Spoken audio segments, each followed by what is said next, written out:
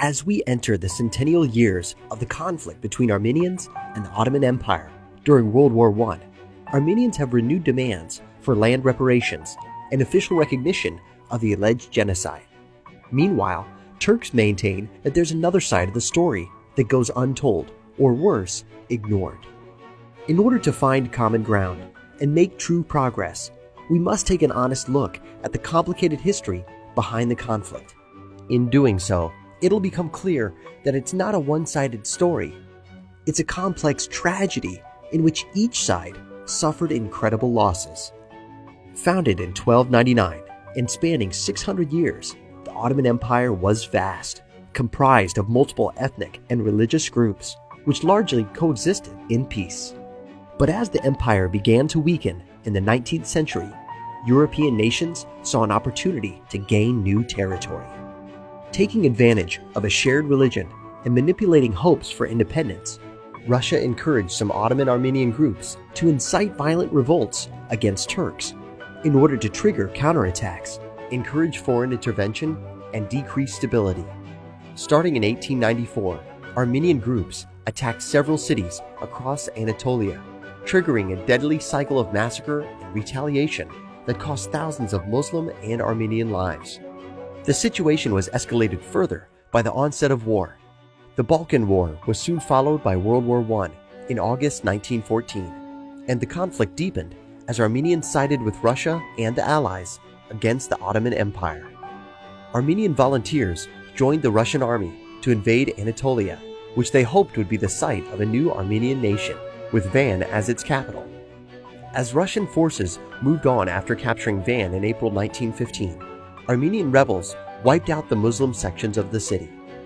Facing open revolt, Muslim rulers relocated many Armenians outside the war zone, declaring that while they would protect peaceful citizens, they were determined to defend their cities and defeat the rebels. In summer 1915, following a successful counterattack by the Turks, Russia withdrew its forces from Anatolia. Many Armenians, fearing reprisal, retreated to the Russian Empire. Tragedy continued during these migrations from the Ottoman homeland as many Armenians died of war, starvation, exposure, or disease. The violence continued. In late 1915, the Russian army, now led by Grand Duke Nicholas, retook cities in eastern Anatolia with the help of Armenian citizens who knew the area, and once again, innocent Muslims were targeted. But an unexpected turn was soon to come. In March 1917, the Socialist Bolshevik Party took control of Russia and signed an armistice with the Ottomans. Most Russian soldiers in eastern Anatolia deserted, leaving a small Armenian force to hold the territory. But within a year, the Ottomans had recaptured Anatolia, and the bloodshed continued. However, while the Ottomans won this battle, they lost the war, surrendering to Allied forces in October 1918. At the Paris Peace Conference in 1919, Armenians reminded the West of their contributions to their cause and asked them to intercede on their behalf. But following a fact-finding mission ordered by U.S. President Woodrow Wilson, the Armenian mandate was voted down. Fearing retribution, hundreds of thousands of Armenians fled the empire. In 1920 and 1921, a series of treaties were signed which would end the violence between Turkey and Armenians. And finally, in August 1924, the Treaty of Lausanne was signed in Switzerland. Allied nations recognized the sovereignty of the new Republic of Turkey, but did not acknowledge any statehood for Armenia. Failed by its Western allies, the dream of an Armenian nation had ended, not to be realized until more than 50 years later. Armenia only achieved independence in 1991 with the dissolution of the Soviet Union.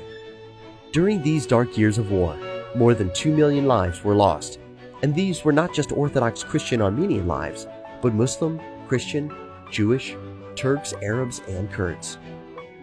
A brief, honest review of this conflict makes it clear that there's no simple allocation of right and wrong between Turkey and Armenia. Thorough historical research would be required to fully understand this highly complex and nuanced series of events. In order to heal the deep wounds on every side, this complex history must be examined with clear eyes and hearts. Then we can stop looking back at the last century and begin focusing on the next 100 years, finding new opportunities for dialogue, cooperation, and peace. To learn more and take action, visit factcheckarmenia.com.